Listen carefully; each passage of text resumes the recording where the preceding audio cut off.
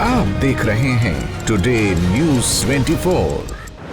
TMC का दावा, BJP के सांसद विधायक उनके संपर्क में। राहुल गांधी लोकसभा में नेता विपक्ष बनाए जा सकते हैं। नमस्कार, मैं साहिबा और आप सभी का स्वागत है टुडे न्यूज़ 24 में। टीएमसी से जुड़े सूत्रों ने गुरुवार 6 जून को दावा किया कि पश्चिम बंगाल में कई बीजेपी के सांसद और विधायक उनकी पार्टी के संपर्क में हैं। इसको लेकर आने वाले हफ्ते में पार्टी इस पर फैसला ले सकती है।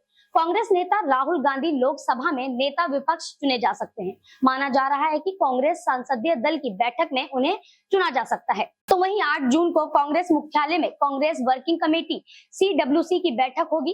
पार्टी अध्यक्ष मल्लिकार्जुन खड़गे इसकी अध्यक्षता करेंगे। इंडिया ब्लॉक की बैठक के बाद शिवसेना UBT नेता संजय राउत ने कहा कि प्रधानमंत्री नरेंद्र मोदी और उनकी पार्टी के पास बहुमत नहीं है, वो अस्थिर सरकार देना चाहते हैं। इंडिया ब्लॉक के पास जनादेश भी है और संख्या भी है। भाजपा 237-240 पर अटकी है। अस्थिर सरकार चलाना मोदी जी का काम नहीं है।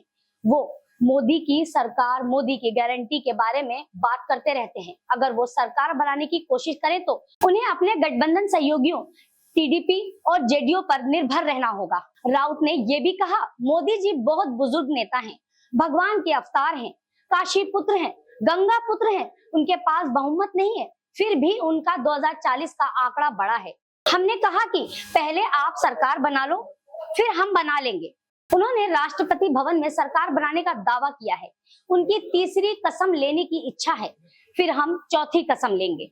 इस सवाल पर कि चंद्रबाबू और नीतीश के आने से आपका कुछ हो सकता है, राउत बोले, तीसरी कसम तो पूरी होने दो, इसके बाद चौथी कसम की बात आएगी। लोकसभा चुनाव परिणाम पर फैजाबाद अयोध्या लोकसभा सीट से समाजवादी पार्टी के विजयी उम्मीदवार अवधेश प्रसाद ने कहा, बीजेपी हर पहलुओं पर फेल रही है।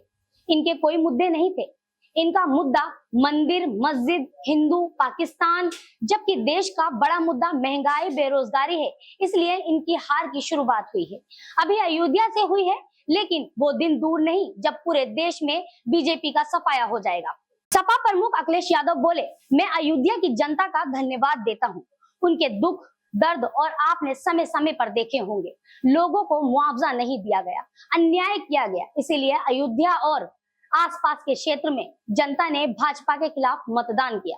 कांग्रेस महासचिव जयराम रमेश ने एक्स पर पोस्ट करके लिखा, बनने जा रहे 1/3 प्रधानमंत्री से हमारे 4 सवाल हैं। 3 अप्रैल 2014 को पवित्र नगरी त्रिमूर्ति में आपने आंध्र प्रदेश को विशेष दर्जा देने का वादा किया था। क्या वो वादा आप पूरा करेंगे? क्या आप विशाखापट्टनम स्टील प्लांट के निजीकरण को अब रोकेंगे? क्या आप बिहार को विशेष राज्य का दर्जा देकर अपना 2014 का चुनावी वादा और अपने सहयोगी नीतीश कुमार की 10 साल पुरानी मांग को पूरा करेंगे? क्या आप बिहार के जैसे पूरे ही देश में जातिगत जनगणना करवाएंगे? आप सांसद राघव चड्ढा शिवसेना UBT नेता संजय राउत के दिल्ली स्थित घर पर मिलने पहुंचे, जहां आप सांसद संजय सिंह भी मौजूद थे। संजय राउत बोले, फडणवीस ने अत्याचार, प्रतिशोध और छल की राजनीति की है। शिवसेना UBT नेता संजय राउत ने महाराष्ट्र के उप मुख्यमंत्री देवेंद्र फडणवीस पर अत्याचार, प्रतिशोध और छल की राजनीति करने का आरोप लगाया। उन्होंने कहा, महाराष्ट्र अपनी राजनीतिक सभ्यता और संस्कृति के लिए जाना जाता था, उसे फडणवीस ने नष्ट करने का काम किया है।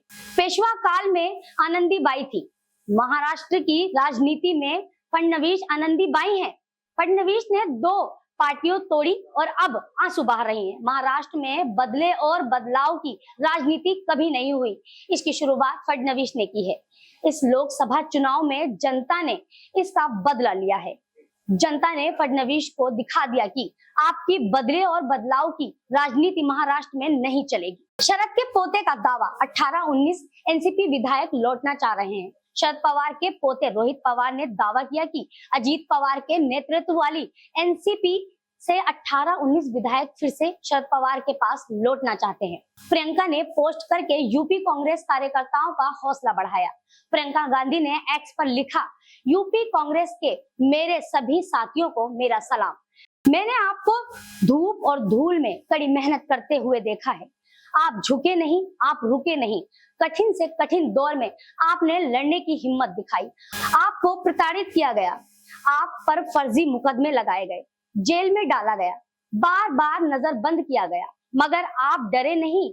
कई नेता डर के चले गए, आप टिके रहे। मुझे गर्व है आप पर और यूपी की जागरूक जनता पर, जिसने इस देश की गहराई और सच्चाई को समझा और हमारे संविधान को बचाने का ठोस संदेश पूरे भारत को दिया।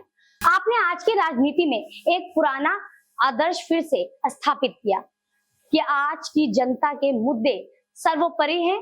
इसको नकारने की कीमत भारी होती है। चुनाव जनता का है, जनता ही लड़ती है, जनता ही जीतती है। तमिलनाडु के मुख्यमंत्री एमके स्टालिन ने दिल्ली एयरपोर्ट पर डीटीपी प्रमुख चंद्रबाबू नायडू से मुलाकात की। दोनों अपने अपने गठबंधन की बैठक के बाद वापस अपने गृह राज्य जा रहे थे। स्टालिन ने एक्स पर लिखा, नायडू दक्षिणी राज्यों के अधिकारियों की सुरक्षा की वकालत करते हुए केंद्र सरकार में महत्वपूर्ण भूमिका निभाएंगे। मैंने उन्हें शुभकामनाएं दी और आशा व्यक्त की कि हम तमिलनाडु और आंध्र प्रदेश को भाईचारे वाले संबंधों को मजबूत करने के लिए सहयोग करेंगे। तो ये थी हमारी चुनाव से जुड़ी खबर। इसी तरह की खबरों के लिए हमारे चैनल को सब्सक्राइब करें, बेल आइकन दबाएं और हाँ, लाइक करना बिल्कुल ना भूलें।